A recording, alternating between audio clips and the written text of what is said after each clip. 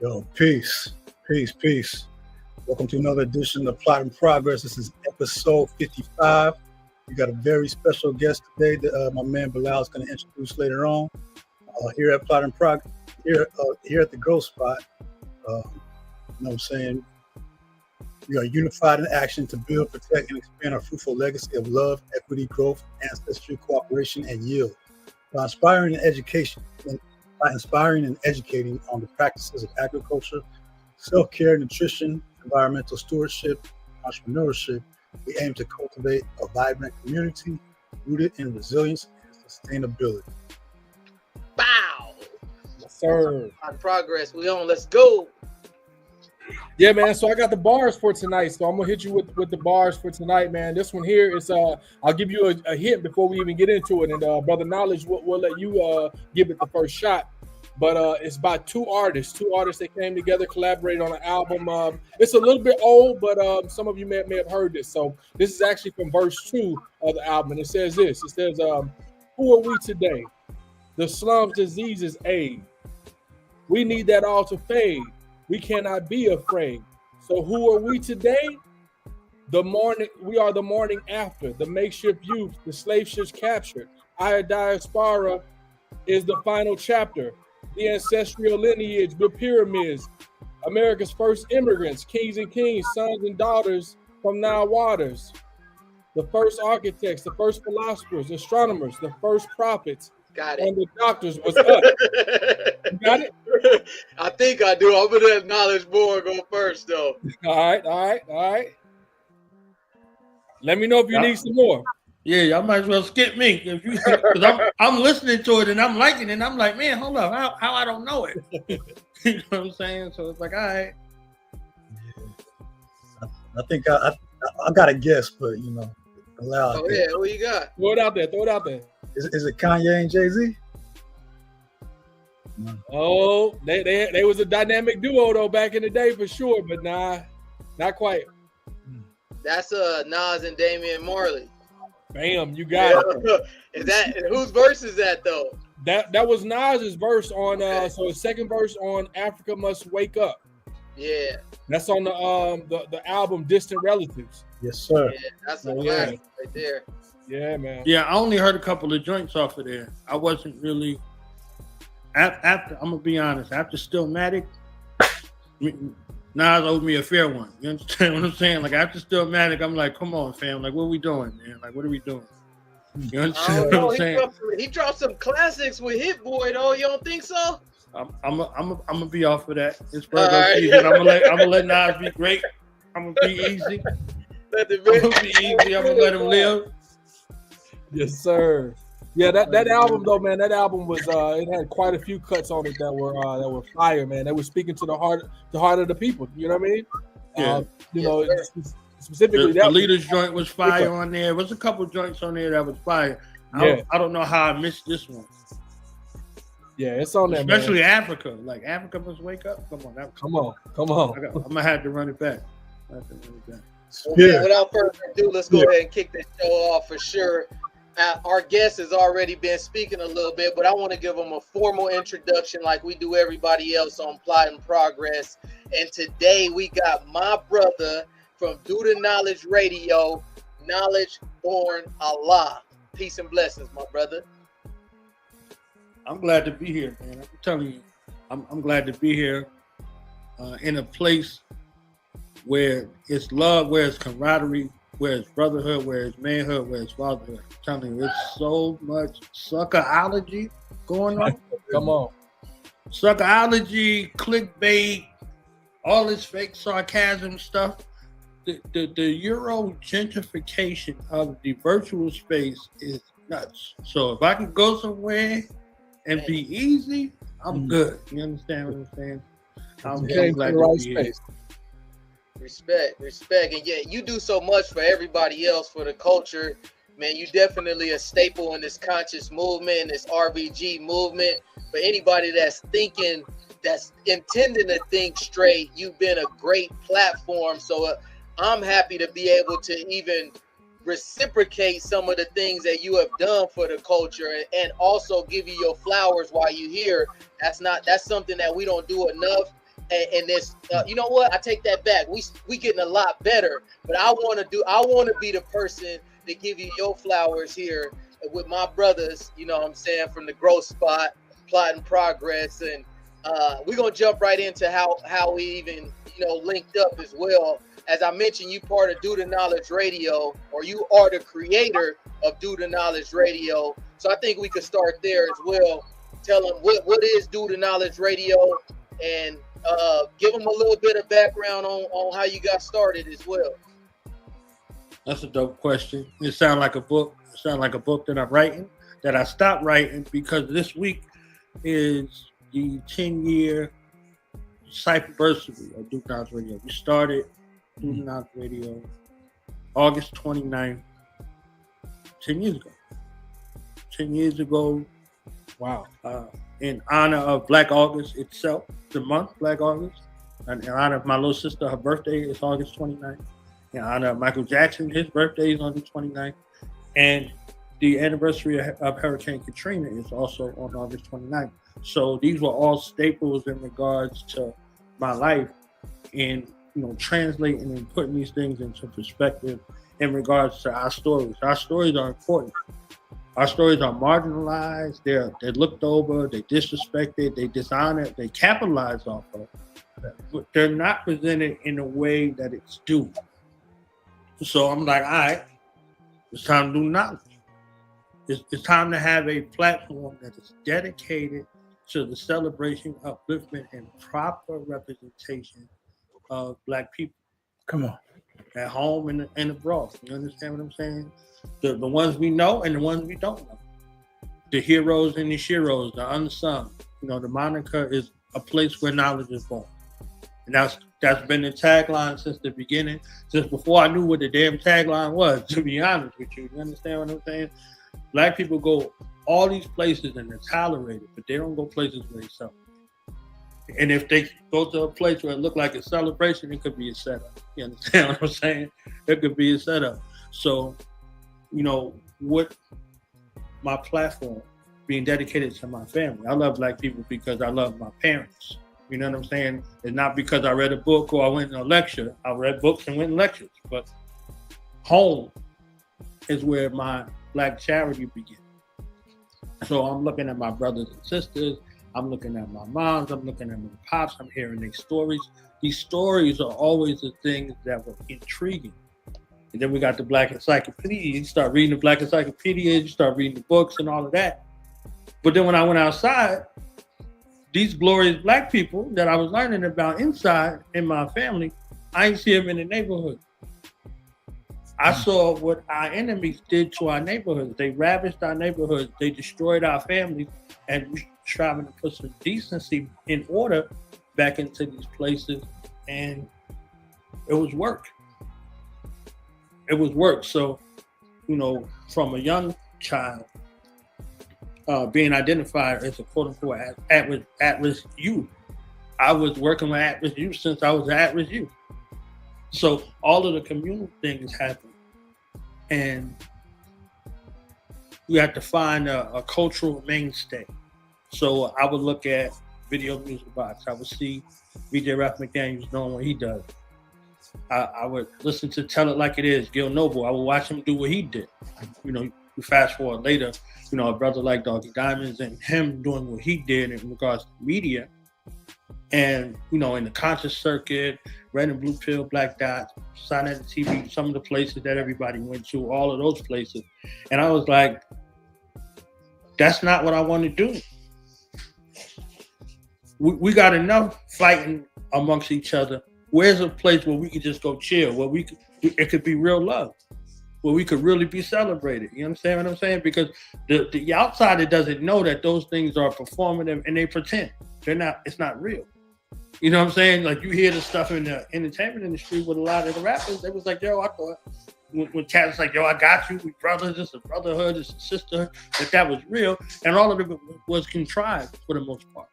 So you could either see that and be like, oh, that's how you got to do it in order to do it, or you can do something different. You can be yourself, fam. You can be yourself. Yourself is okay. It's all right to be yourself. You ain't got to pretend. So it was a long way to answer it, but these are the things that I was facing and looking, and was the decision to continue to walk with the integrity that's representative of my family. My children watch my show. You understand what I'm saying? My family members.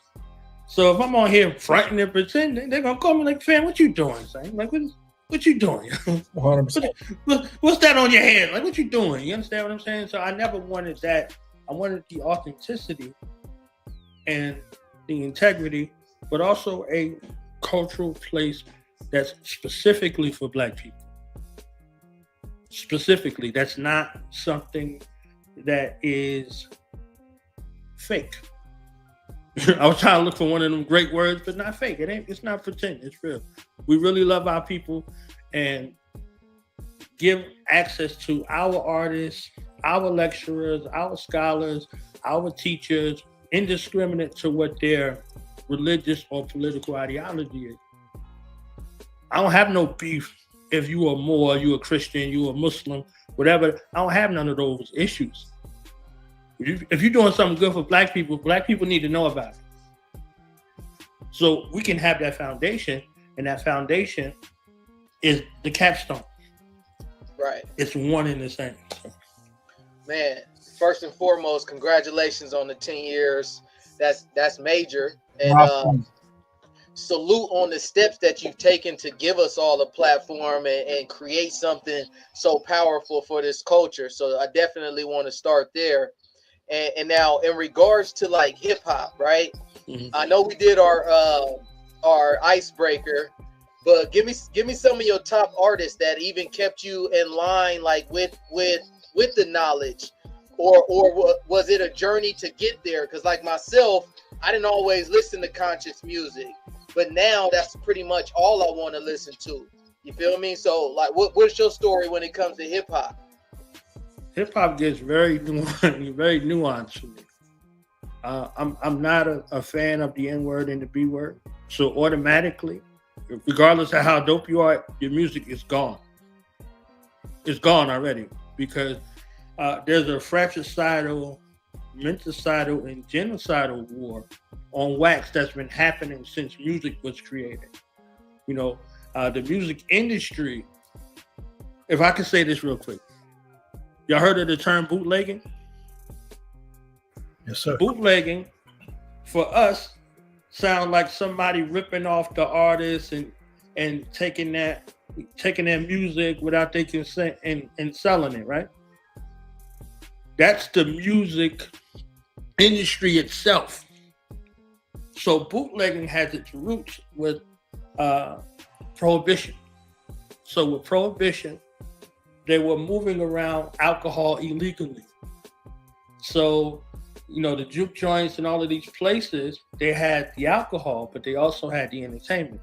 So the Israelis, I'll say that, right, were bringing the alcohol and the talent.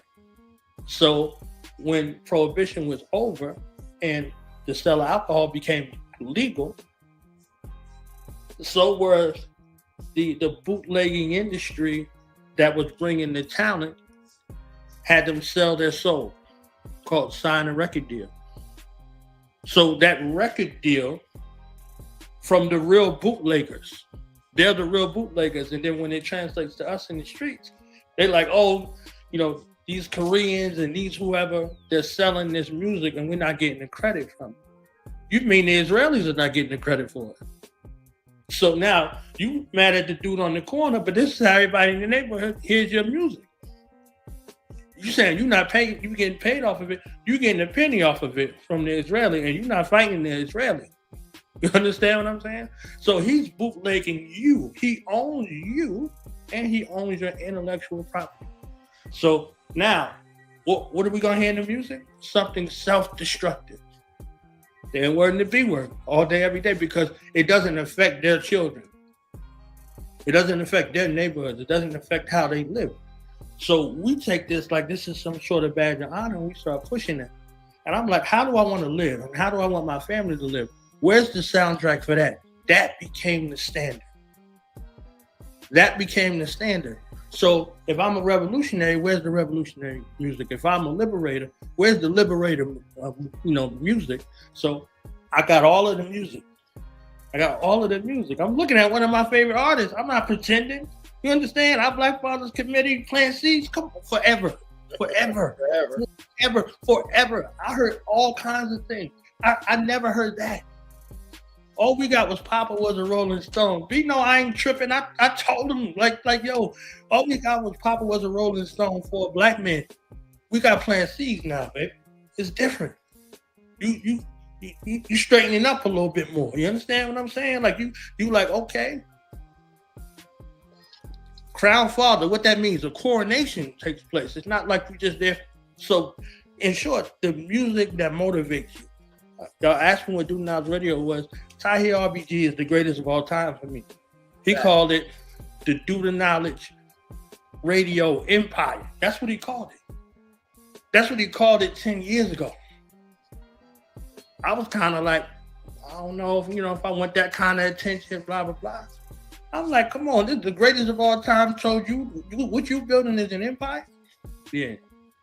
So if I'm looking at artists, I'm looking at Tahir RBG, I'm looking at United Front, I'm looking at, brothers like Brick the Foundation, D.O.K. Like the people that was in the circuit that was running around are some of the dopest artists and people, not just artists. People, you might hear some dope artists. Like I interviewed all kind of artists, right?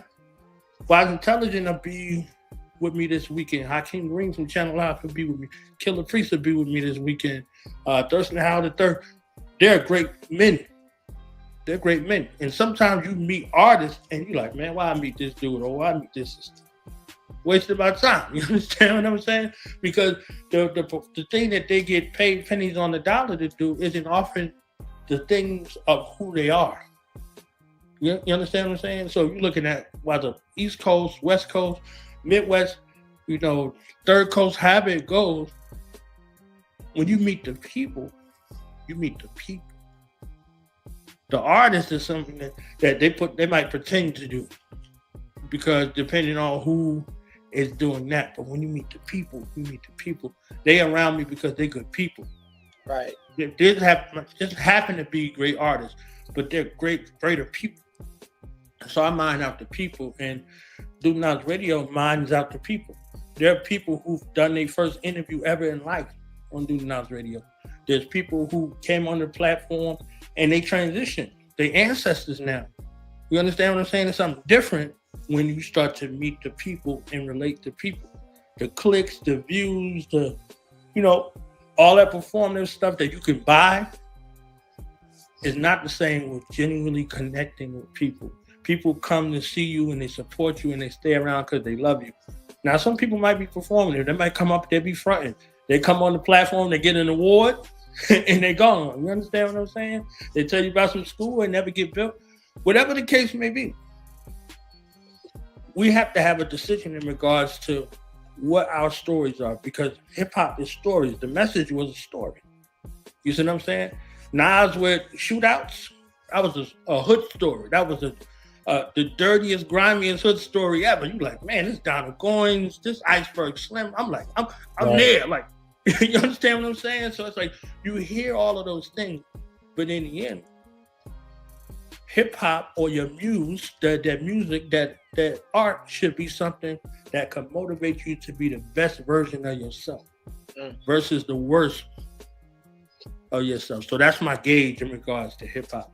Over the years, the Big Daddy Kanes, the KRS Ones, all of them, they're all great. But you can't be great and be calling me the N-word and the B-word at the same time. Exactly. I can't do it. Some people can do it. They're perfect with it. You know what I'm saying? They be like, oh, Tupac, Nipsey Hussle, Eazy-E, all of they could do all that. I can listen to all that and I'm like, man, come on. Like, just like after a while, like, that's it. That's it. So for me, that's my gauge in regards to hip hop. So if it excludes a bunch of people, I'm cool. You understand? Yeah, I've been. Man, that was a great response as well. And you said something about I know the man, and that's very important. That's how we all came together as well. Is we've been building on fatherhood and manhood for so long, but when we decided to come together and purchase the land and purchase that 37.5 acres, that was built. The foundation of that is, I know the man. I've seen the man doing the work in the community. So regardless of whatever else, I know the man, and I think that's very important when it comes to hip hop as well, because I kind of ran into a conflict with that also. I just wasn't happy with what I was portraying and who I was intending to be, my purpose. So that hit home. I've been also wanting to link you up with my brother True. He's been asking a lot of questions about you and so forth, because I think y'all got a lot of the same connections and the same like insight when it comes to hip hop, when it comes to the knowledge, when it comes to the teaching. So I do want to see if True got any questions for you as well. Well, my main questions are, I'm looking forward to when we get into the books, but your story, your testimony, brother, it mirrors mine a whole lot, and you're not excluding. I wish I knew more cats like you. You know what I'm saying? Because like when you talk that stuff about I can't stand women being disrespected and called out their name or being called the N-word, you lose a lot of people. You know what I'm saying? And I just think that we, you know, shoot. I think we like kindred spirits, brother. You know what I'm saying?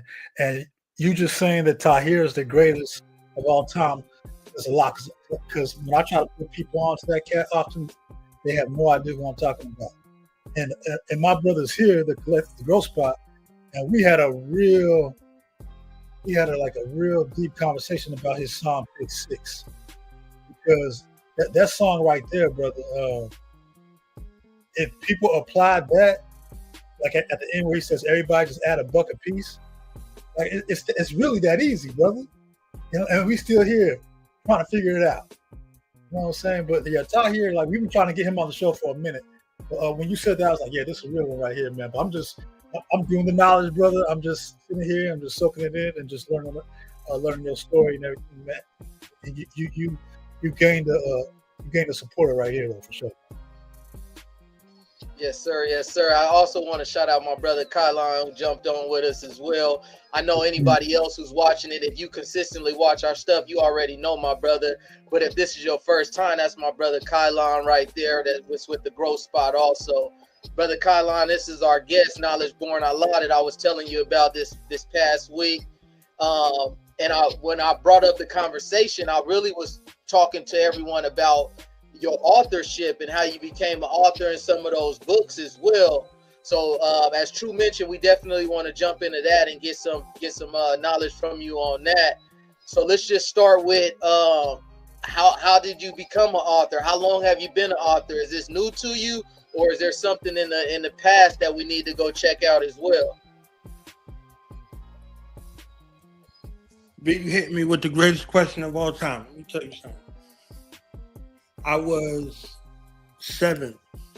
My mother gave me Countering the Conspiracy to Destroy Black Boys 1 and 2. She gave me the autobiography of Malcolm X. She gave me Message to the Black Man at 7. At 7. She said, ain't no Santa Claus, ain't no Easter Bunny. I give you everything that you get. Here you go. My mother figured out that if I was in the room with books, the world was safe. The entire world was safe. If by happenstance I'm not where the books are, the world is in trouble. Understand what I'm saying? So when she figured out, all right, we give him some books. It didn't matter which kind of books. It was all kinds of books. I was reading my sister's college books at the time. You know, my brother's books. Any books that I could get my hand on, I was just reading. And, you know, there was a change. There was a change, you know, in me. So I remember one of the first essays I wrote talking about apartheid. And I'm in that Black encyclopedia, and I'm reading about apartheid. I said, word? This is what's happening in South Africa? I'm blacking out. So I wrote this essay. I'm going crazy in this joint. I was like, there's no way in the world, blah, blah, blah, this is happening, blah, blah. Like, so Right. I'm doing more research. I'm doing more study, into Steve Biko, into Nelson Mandela, into Winnie Mandela, into, these situations that are happening. This is prior to the Cry Freedom, that trash that came out. That was a horrible movie. But it was, you can't trust somebody else outside of you who capitalizes off of you to tell your story. Bam, bullseye. So I'm sitting and writing. My mother was like, "Oh, you're gonna write this book." So fast forward, I'm like 9 years old. I'm writing this book. It's a collection of essays, just my thoughts on different topics. I had a cover in my head. A black dude and another black dude on opposite sides of each other, puppets on a string with a Klan hood in the middle. Yeah. I stopped writing the book. I was back outside. What they say, we outside now. You understand what I'm saying? Like, we outside now. So I didn't write the book. Fast forward to about 15 years old, I saw that book cover. I didn't have a name for the book. So the brother who wrote the book, From Niggas to Gods, I killed. That was the book. I said, yo, this was the book I was writing. Yeah. So if it comes to you in a moment, yeah, put it down. It's for you in that moment. But if 100%. You don't utilize it, then it's momentum. Give it to somebody else. So that momentum, he had it right in his hands. And, he was in a place that could circulate it in the way that it needed to be circulated, because people are still picking that book up now. The gods, many of them went back to being N-words. They're like, oh, peace of the God, what's good, my N-word? I was like, what? I can't be both. How many things you want me to be? You know what I'm saying? So they like, oh, my N-word. I was like, oh, you a plantation owner now? That's what they called them on the plantation. Come on. Speaking you facts. Understand what I'm saying? So if we don't look at it in that kind of way while we're casting these spells over one another, you could meet a biochemist and you could just reduce this black biochemist to an N-word. Right. A neuroscientist, an astronaut, an astrophysicist. Because you have that spell that's not yours, that was popularized during our captivity and experimentation space in America. But then if you look at D.W. Griffith's Birth of a Nation, you'll see why. You'll see why this is all you have to see. So 100%. With those things, getting into the books, I promised my mother a book when I was 9, but it wasn't the time yet. So I had some more life experiences to be able to have. And, you fast forward, I think a year or so ago, I have been promising a book about Dude Nas Radio for 10 years. Yeah, you know what I'm saying? So I'm about to write this book, you know what I'm saying? Oh, yeah. I have 5 books that I initially wanted to write. The first one is, what was the first one? The first one was, does the hip hop industry owe black people reparations? Research question, right? That's one. The second one was black people, and you can see the prophesying in regards to delineation, right? Every summer we got to go through some other identity in crisis, right? So it's identity in crisis, black people, too black for America, not black enough for Africa. The other one was, why do we still call ourselves the N-word and the B-word? And what else? What was the other one? The other one, it was just a volume series on Dude Nas Radio. I still haven't written those books. So in the process of doing the research and doing the interviews and all of those things for the books, I said, I need something done. I need something done with my name on it that's going to continue to motivate me through the process of writing these other books, right? So I wrote these 12 books with that in mind. It began as one book. You know, my sons, I said, hey, I wrote a book. They're like, all right, Daddy. They thought I wrote a Bible or a Quran or something. They're like, nah, son, I ain't about to. I said, yo, it's 19 pages. Oh, I'm going to check it out. You understand what I'm saying? So that was the litmus test. That was the first thing. If my sons don't like it, ain't nobody going to like it. So when they read it, they're like, oh, my daddy writes books. What's your daddy? Now, it went from that to that. So now it becomes the next space. And that first volume was dedicated to entrepreneurship. So accept your own, do for self, get you some of this good land of your own. Like in the space of being, entrepreneurship, that's us from a cultural perspective. So, that's the knowledge degree, right? Knowledge is look, listen, observe, most of all respect. So we got to do the knowledge. So if you got somebody out here that's in a way, the younger they are, the better they are. Because we go into our enemy's establishment, we go to them for food, clothing, and shelter. We go into these restaurants, we go into these school systems that are designed for us to continue to be subservient and interdependent on our enemy. So you go into the Asian restaurant, that little Asian boy is standing on the stoop, taking your order and know the menu and the prices and all that, and know English because they sent him to learn English to communicate with the customer. It ain't got nothing to do with any kind of cultural pride or heritage. So they doing it. They in there with the games and all the technology and all that, but they know the neighborhoods that they operate in, they running games. So they depend on their socio-economic program to get over here and then to get started and start doing it. So when you start to look at the landscape, if you don't teach that early, then you just evict. You're going to get caught up. So in sales, they say either you're selling or you're being sold to. That's it. There's no other way around it. Right. So if you're not dealing with it from that perspective, you have a gift, you have a talent, you have a skill that God placed on your heart for you to do. And that gift is supposed to make room for you. So you're supposed to be able to relate to that to the world to help see those dreams come into fruition. Like for me, for the books, I promised my mom's a book. I promised my platform a book. So it took me the time to be able to get that organizational space together to make it happen. So volume 1, entrepreneurship. Volume 2, Black woman. I don't know if y'all know this, but there is a war internally and externally on how Black women are seen and heard throughout the world. How they see themselves and how we see them.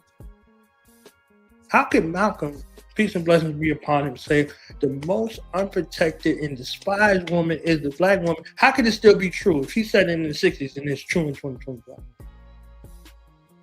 So them same Israelis are showing us traumatized, degenerate looking people and celebrating them. These are our children and our grandchildren that they're putting in our face, and they're giving them trinkets so they can catch the rest of our generations. They want the 7th to the 10th generation of our children. So we got YN movements. The most despicable thing I ever heard in life, you understand? In Nazi Germany, they were called young Nazis. And we wearing this like this is some badge of honor, like little N-words. Little N-words are from 0 to 12 years old. I saw this matrix. They got a whole matrix of describing this. So you're talking about all of our children not even born yet. They N-words already? So ancestrally, our children, grandchildren, great-grandchildren are already N-words before they even get here.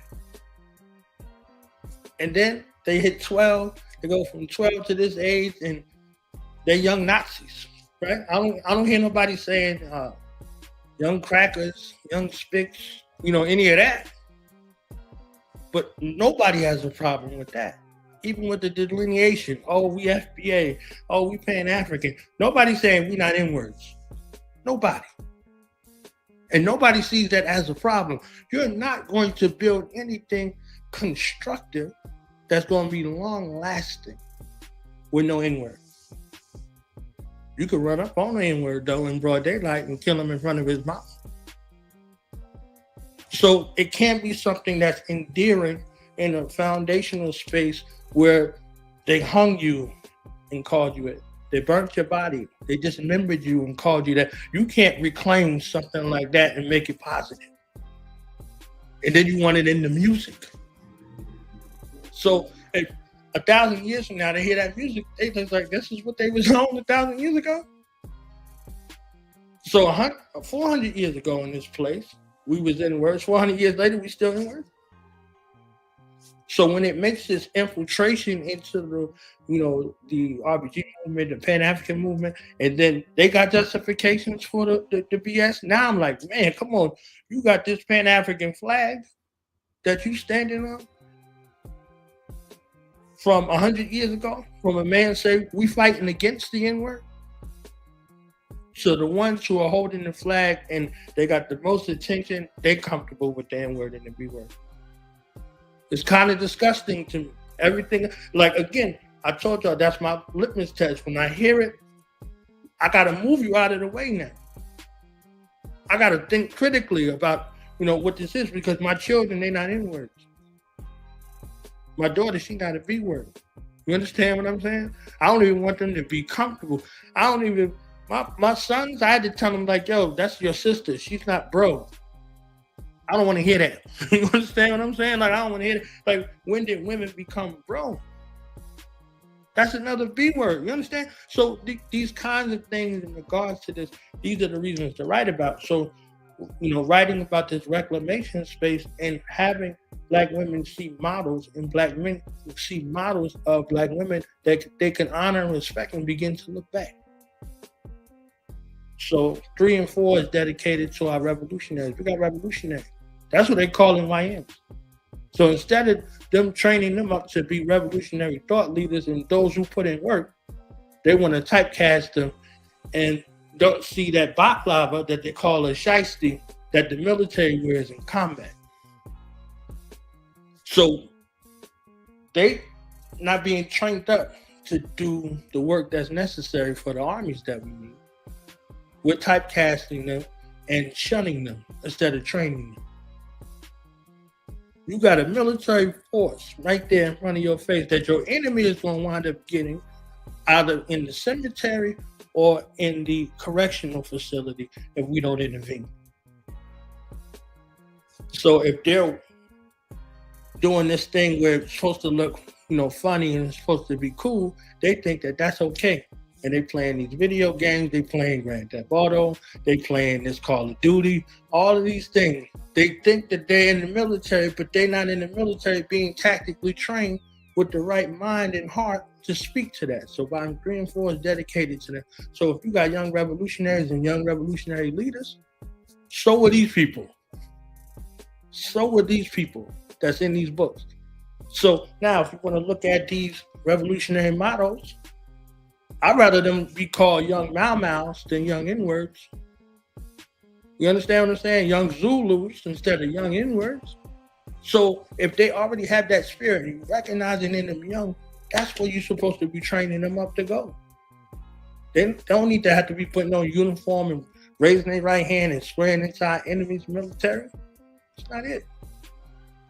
So it just continues to build from there. Volume 5 is STEM, because we got a lot of philosophical situations that are happening, but not a lot of tangibles. I heard an elder talk about Pan-Africanism as an ideology. She said it don't work if it don't get you nothing. It don't work if it's not working. It's not Pan-Africanism if it's not working. So from the STEM perspective, science, technology, engineer, agricultural, I meant STEAM, not STEM, agricultural, arts and mathematics. Now these are the tangibles. So we need scientists. We need young scientists, not young YNs. We need young techno savvy folks. We need young engineers. We need young agriculturalists. We need young artists, and we need young mathematicians. Young, because the younger they are, becoming more apt to those things, the greater it's going to be later. So volume 6 deals with the checking of our narrative. As a man thinketh in his mind and his heart, so shall it be. So what about the stories? What stories are we telling ourselves? The YN movement can't have the monopoly on what's being spread out here. The benefit of interviewing people from different cultural backgrounds that are Black people for the last 10 years is that we don't get their story. If you only know a Hebrew Israelite from the corner, you don't know no Hebrew Israelite. You understand what I'm saying? If you only know the gods from the cipher or the rally or the parliament, you don't know no gods. You understand what I'm saying? If you only think that this person is going to church to pray to white Jesus, you missed the church movement. You know, they got atheists, they got all different kinds of people. All of their stories are unique. You know, they say we're not a monolith. We are everybody's litmus test. The mothers and fathers of civilization, the civilizers. So we out here saying we savage, or we ain't gods, we on demon time. That's what the world is going to go to. It's going to go to whatever we're doing. So volume 6 is dedicated to the narrative, changing our narrative. We're going back to who we were before this mental, emotional, physical, and spiritual ma'afa that took place. That affects us. That's still affecting us. So for the content creators, you know, for the movie folks, all of that stuff, we have to have those people that tell our story, but our story has to be told right. This performative stuff, guys in dresses, there is nothing that a guy with a dress on could ever tell me. You understand what I'm saying? But that becomes a thing that's out there. You know, from Flip Wilson to whoever the case may be. It's not a new phenomenon, it's a phenomenon. D.W. Griffith, Birth of a Nation, there was no Black people in the film. They had whites in blackface. And they made a contract with that movie that was shown from the poorest White House to the White House, that we're going to wage war on the Black family, Black men, Black women, Black children, cinematically forever. So this 100-year war from 1920 to 2020 was an outright assault in every facet of our being to destroy our family and to ensure that our family continues to destroy itself. So volume 6 dedicated to that. Volume 7 is our scholars. Regardless of how many scholars we've met in our lives, books we've read, all these things that we interacted with, somehow we think we got to go to some Greek, to some Asian. We got to go any place other than ourselves to get a philosophy. There's no, no coincidence that there's a situation, again, that's as old as the 1600s. How we identify ourselves is happening right now in a space where a whole bunch of fear-mongering and fear templates are being passed on. If you don't know who you are, can't nobody tell you. Because you still don't know who you are. They can tell you that you're anything. And they're waiting right there. So why would they be telling you this? Who's going to benefit of us, going back and forth? What they say, nobody wins from the Family Feud. But then one of those great shows that we watched growing up is called what? Family Feud, right? A game show where the families come together and have a feud for some money. Ain't that something? So it's very interesting how these things happen. So going through that process, celebrating our scholars. I ain't going back and forth on the internet with no fool. I can call our greats and say, oh, this black institution been around for 100 years. How come nobody know about it? You know, this school, that school, this education, this homeschool co-op. You know, oh, they got gardening classes over here. Oh, they got land over here, blah, blah, blah. So using those resources together in regards to what the scholarship is, a ship is something that sails. That's something that moves. Are we moving righteously with those things that we have? Are we equipping people to go out and move and be the best ambassadors for their bloodline? Or are we setting them up for failure? So I did one book, From Nameless to Knowledge. That's the cover. And it's 100 lessons I learned in life. 100 lessons I learned in life. And the other standalone book in that series is The Power of Black Family. We aren't empowering our people enough to see the power in Black family. We could see it from its negative aspects, but we can't see it from the positive aspects. So there's power. That's the greatest power in the universe, the power of Black family. But we know it not. The world knows it. That's why they're in our neighborhoods. That's why they're in the school systems. That's why they're in the police cruisers, and that's why they're in the governmental offices, because they know that power, and they use exploitation to do it. You see what I'm saying? So The Power of Black Family is another book, and then we deal with volume 8. Volume 8 is Beyond the Battlefield. Beyond the Battlefield, we start looking at explorers, champions, all of those things. In order for someone to be great, they have to be exposed to greatness.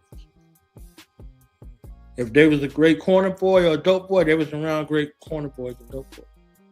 So if we want more dope boys, we're going to have that intersection type of situation. But if we want more champions, you know what it means to be a champion? What it takes? The time, the energy that is spent.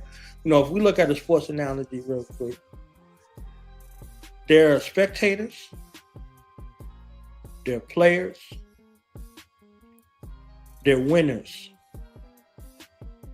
they're champions, and then they're championship dynasty. What does it take to go from a spectator, somebody on the outside that's intrigued by what they see, to a player? What does that mentality mean? Then what does it mean to win? You got win and lose. They twins of one another. You understand what I'm saying? You could go from a losing streak to a winning streak, and you at this place now where you're looking at it like, oh, when the last time we won? A winner spends 90% of the time doing what? Preparing to win. Now, if we out here with our children, we teach them about winning, we got to teach them about losses too. How to lose. Anybody sit you down in a circle and say, yo, this is what happens when you lose. This is what happens to you mentally. This is what happens to you emotionally. This is what happens to you physically. So when a loss comes, how do you convert a loss to a lesson? So you got the loss, you got the lesson. And then when it's a lesson, it's a blessing now. How you deal with that?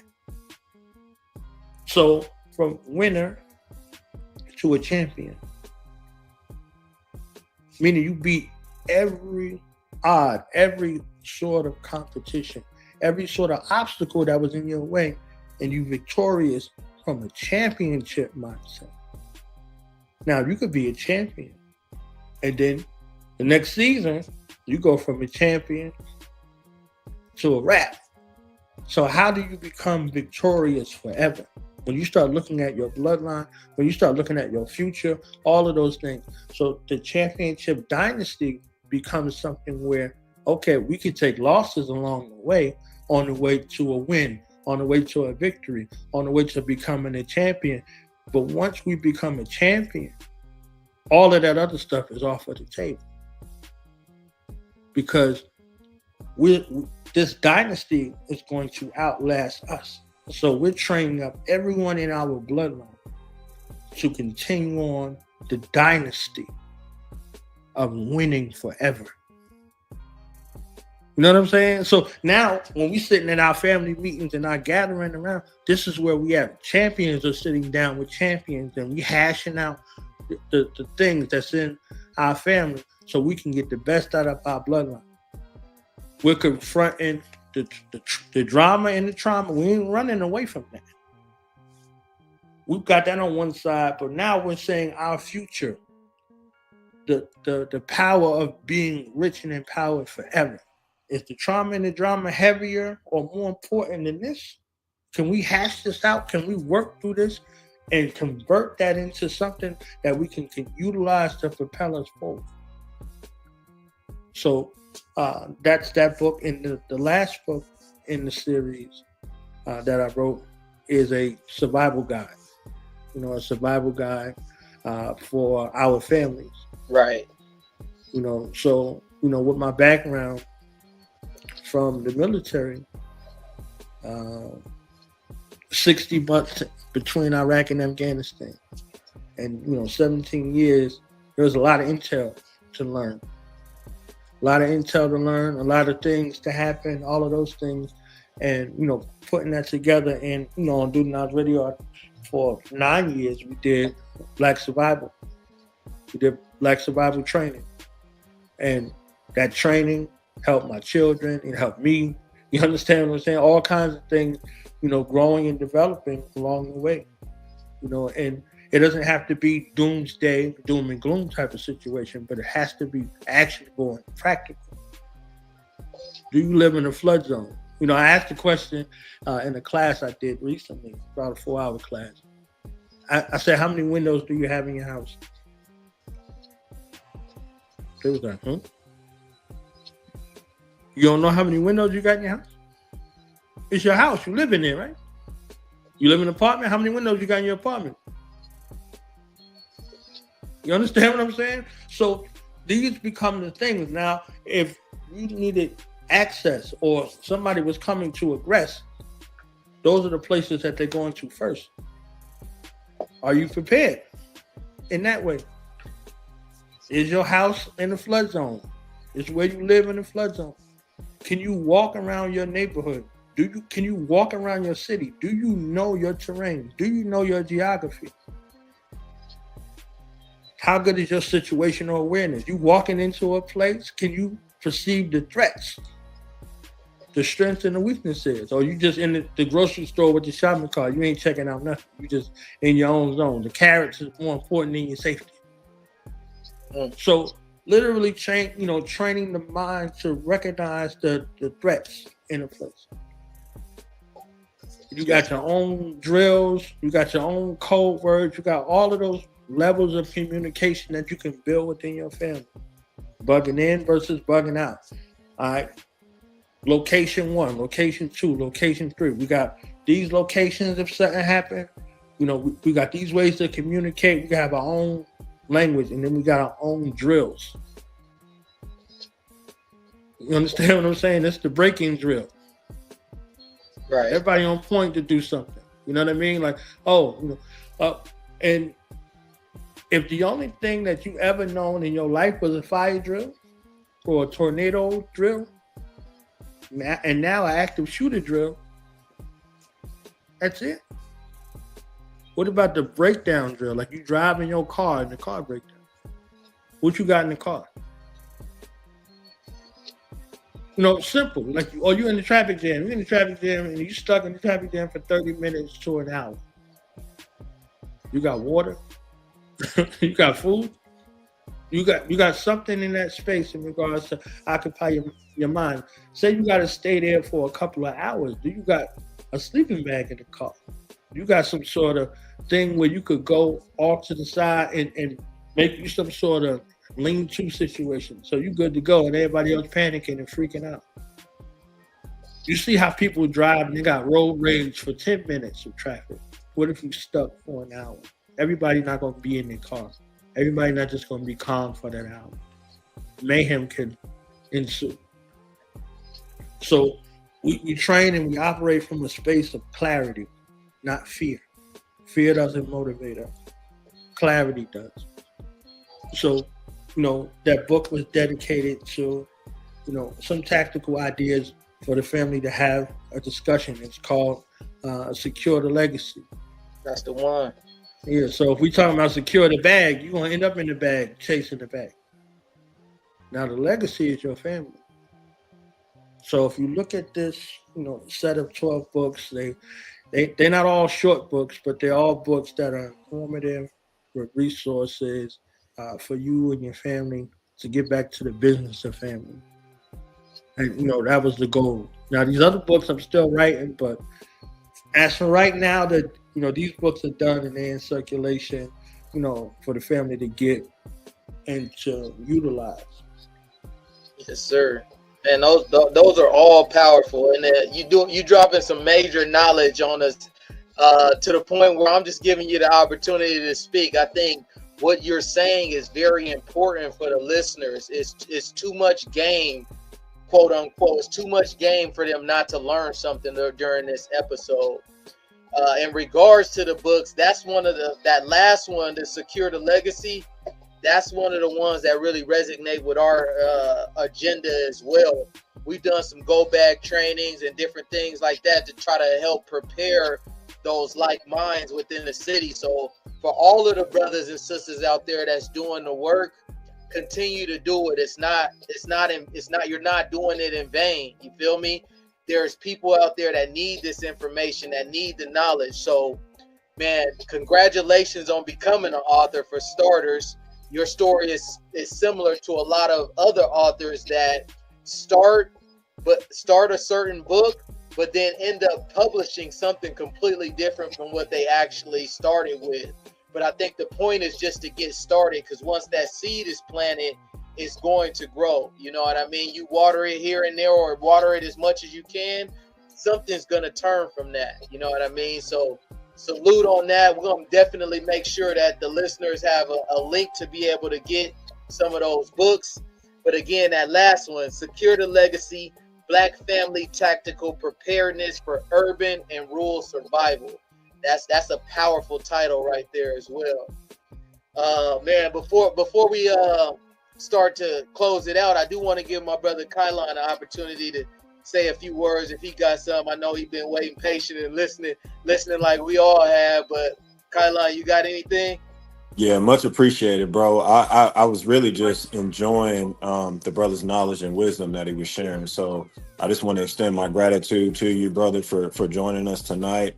And man, there's a lot that I'd like to chime in on, but regarding I think what is a key piece to our people's like proper positioning as far as like getting back into like a favorable trajectory for our people. I think you spoke to it very well, like the intentionality that is necessary to build Black families, right? Strong Black families.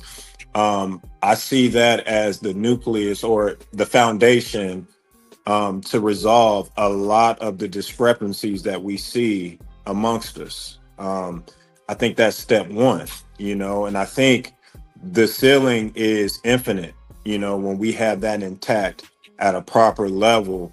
And considering like the conundrum of this timeline, right? This 400 plus year timeline that we're in, I think it's very interesting that at this point in that timeline, we have more than enough accessibility to the information, to the knowledge. But for whatever reason, for a lot of us, that paralyzes us for various reasons, or a lot of people are just simply confused, right? When you consider a lot of the iterations of the opposition that we've been subjected to, we see people fall victim to that, unfortunately. And I think the most detrimental aspect of that is the confusion itself. So considering that, obviously, I think leading by example is going to be a catalyst to move people into that proper positioning. But aside from that, do you think that's enough? What else should we really be promoting, or is there something that needs to come about to move our people back into that proper positioning? Because I think the window of opportunity is closing on a lot of people, considering everything that is being mobilized in this day and age. And I think the timeline for those mechanisms is being accelerated exponentially. So with that being said, I think we need to accelerate our efforts to optimize our approach in every way. And sometimes I question if the knowledge itself is enough. Do we need something, whether it be artificial or something extremely urgent, to occur to move people, to mobilize our people? What's your perspective on that? Am I off base in my observation, or do you have a particular response to that? I think your articulation and your question, asking is supreme, my brother. I'm gonna say that real quick. I'm gonna say that off the rip, because these are the thoughts that come from clarity versus fear. So when you construct something, your brother or your sister got to be able to look at it with you in mind and give you the criticism that's necessary to build you up, not tear you down. Right? So, is knowledge enough? Yes. Knowledge is all you need, because knowledge empowers you to do or not do. They get mad disrespectful. You know what I'm saying? They be using my name in vain. They be like, yo, knowledge ain't nothing if it ain't applied. Applied knowledge is wisdom, fam. It's its own thing. There's a process to arrive at knowledge. It goes from spark, questioning, information, then knowledge. That's why knowledge is the foundation of all things of existence. Because the research question, does the hip-hop industry owe black people reparations, got me started to gather the information and do the research and get the interviews to arrive at knowledge. Now I know. What am I going to do with what I know? I'm going through the application process. I'm challenging what I know. I'm not just resting on the laurels of knowing. How do I apply it? There's a process to go from knowledge to wisdom. There's another thing of study, of research, counter-argument, all of these other things. And when it gets to the application space, you know how to apply it. You understand what I'm saying? So if we don't get it in that way, and we don't start raising up a group of young generations to critically think, to tell them how they feel is okay, but we need them to understand why they're feeling what they're feeling. That's thinking and challenging and questioning is okay. We start turning off all of their faucets when they begin to question, because we don't want to deal with the question. We have to turn on that questioning space, because I don't want them to end up in somebody's trunk, because we stifle their questioning. We stifle that space where it's okay for them to go to strangers' house to get candy. You understand what I'm saying? Or when they see strangers, even though they might be family members and they don't want to go to them, we push them to them. Oh, that's your uncle, that's your aunt. Nah, they know something you don't know, fam, or you forgot. It's real for them. If my children don't like you, it's short-lived, fam. I promise. I don't care who you are. Because they know something that you might have forgot. You remembered it initially. So having that understanding that they know when they come to you is safety. If they have a question and they're coming to you, whether it's your children or somebody's child trusts you enough to ask you a question, that's a different thing. So they want to know. They want to know. So knowing is enough. G.I. Joe used to say knowing is half the battle, right? knowing is enough. What do you know? Why do you know what you know? You understand what I'm saying? So this process of knowing has to go through this process for it to be shown and proved. You understand what I'm saying? It has to take some examination and some scrutiny. I used to watch this television show called Rock when I was a kid. And Rock would come home with one of them ideas and be like, Eleanor, baby, your husband, and he go about this process of telling this idea he excited about, and she starts to question, well, what about this? And Rock said, well, I ain't worked that out yet. Well, baby, what about this? Well, I ain't worked that out yet. You understand what I'm saying? But he's enthused, and she's so proud that he's enthused about it. She knows her man. She wants to make sure that he's in the best position possible, and this is what questioning does for his benefit. So when we're at these places and spaces with our youth, with our family, it should be a questioning sort of situation. It should be something where you have to show and prove. Because when everybody gets up and leaves that place, everybody is clear on what it is. So in the battle drill situation, the breaking battle drill, people not questioning what to do, everybody on point. They know what to do. So they're in position now. So knowing is enough. And the second part of the question, a catalyst has to happen. One of the things that I learned from the 12-step program model is you have to be able to triage at that lowest level. So an addict has to hit rock bottom before they can be built up. And America is addictive. America is addictive. We addicted to the poison and we mad at the medicine. We addicted to the poison and we mad at the medicine. The medicine is like, I don't know about them herbs, but you know about that Tylenol. You know about that Advil. You know about the ibuprofen. That's all poison. That's all poison. The pain that you're feeling is a miracle to remind you that something's going on in your body for you to take a look at. Otherwise, you would just check out.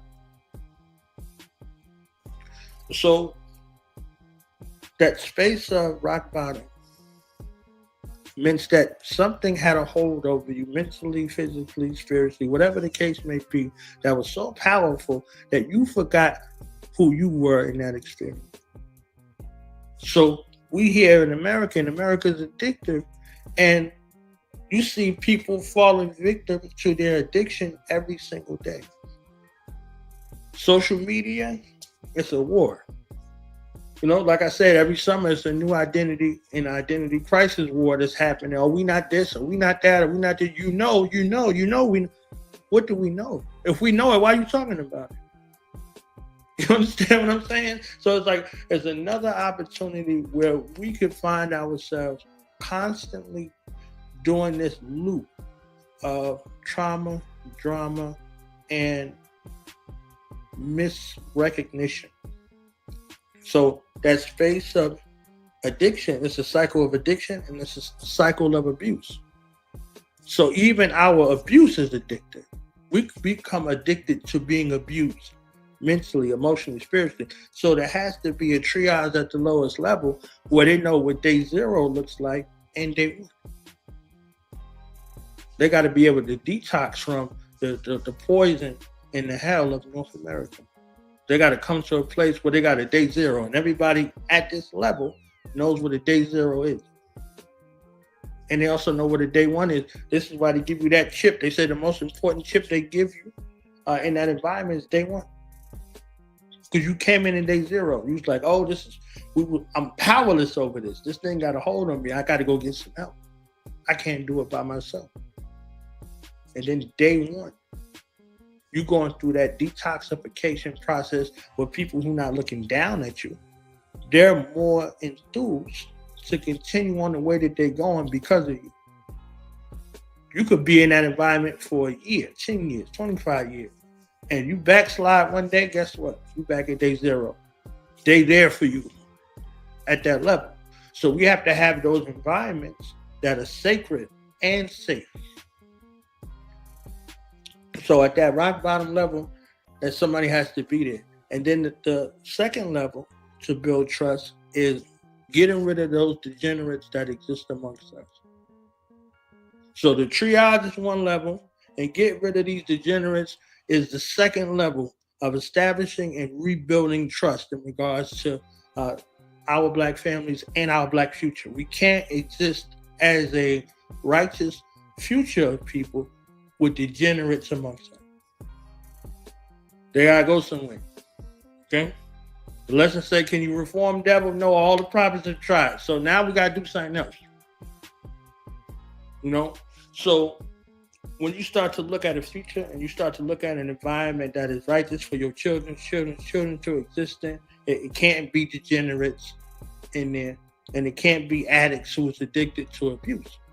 So if we have programs in place in order to work through these issues and be able to recognize them, because a lot of us carry things that we inherited via our DNA.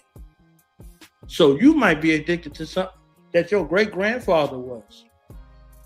And by kicking that, he kicks it in his timeline that exists. You understand what I'm saying? So these environments go a long way in regards to that. So knowing and then creating the environments that address the issues that often plague us. So when we come together, we know we're serious about what it is. You know what I'm saying?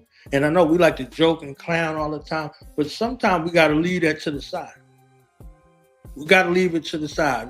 We got to be able to deal with and address the issue at hand and work through it. Work through it together, and everybody knowing their position and their role. So once you have an environment or a family that's built on trust, that's built on work, that's built on sacrifice, that's built on love, that's the only environment you want to exist in. You understand what I'm saying? I see the purple tape on your joint. As long as the love and the trust is there, you understand what I'm saying? Like, that's it. That's it. You understand what I'm saying? He said, yo, son, I'm the eyes that's in back of you. He ain't got to worry about what's behind him, because somebody got that. He ain't got to worry about what's in front of him. Somebody got that. Knowing your position, right?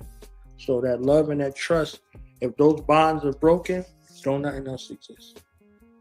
But if they're together, don't nothing else exist but that. So I know that was a long answer, but I wanted to dignify your question with a proper response that's fitting based off of action steps. One of the things that you'll find in some of the books is action steps. So you have to have a plan of action in place.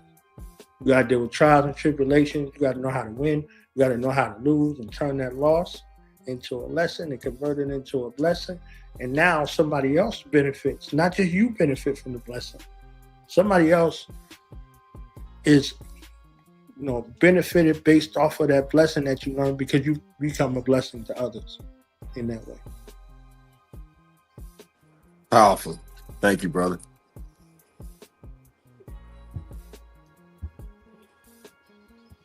Yes, sir. Yeah, so super powerful. I didn't mean to cut you, brother Nakia, but I was actually going to turn it right over to you as well. So I guess you're right on time. Yeah, man, and I think that this is a great build, man. We've had some again, doing the knowledge, man, doing the knowledge from this particular build, man, and I'm just excited that the brother joined us to be able to share all of the knowledge, and a lot of what you hit on earlier, man. It hits home for me for sure. As you talked about your book, man, my book started off as a collective of writings as well. My first book that I published, it started off as a collective of writings, and it just evolved from there, man. And so, like you said, at the time that I thought I was ready to publish it, I needed a little bit more learning, a little bit more life to happen for me to really just put it out there, man. But and then it's a blessing to be able to hear, the things that we've been working on. They're aligned with exactly what you just said and dropped on us for the gems that Brother Kylan had asked you in that question. So, man, it's great to see when you know the Most High continues to guide us towards that light, man, and exposes all of the weaknesses that are there, but with purpose, with intention, man. And so this episode has been exactly that, man. Episode 55, man. Grace, if you want to call it double grace, you know what I mean. And so, man, let me close this thing out, man, and get us on out of here, man. Here at the Growth Spot, man, we're unified in action to build, protect, and expand a fruitful legacy of love, equity, growth, ancestry, cooperation, and yield. By inspiring and educating on the practices of agriculture, self-care, nutrition, environmental stewardship, and entrepreneurship, we aim to cultivate a vibrant community that's rooted in resilience and sustainability. Plotting progress. Yes, sir.